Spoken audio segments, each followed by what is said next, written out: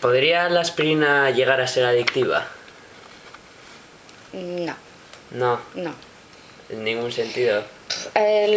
La gente mayor, eso sí que, o sea, sí, hay mucha gente mayor que sí toma todos los días una aspirina porque tiene, pues lo que es a las mañanas, así, porque dice que, pues que para tener mejor cuerpo y no sé qué, sí suelen tomar. Pero en teoría de normal adictivo, no, no.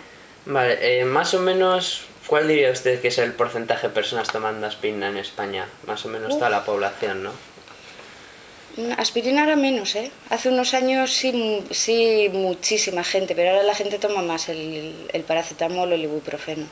Vale, ¿cuáles son los efectos inmediatos de la aspirina? Pues depende para qué tomes, pues si es para el dolor de cabeza, pues que alivia al momento, pues los síntomas, la fiebre, bueno, al momento, alivia la fiebre, el dolor de huesos, lo que... Ujú. ¿Y qué país produce mayoritariamente la aspirina?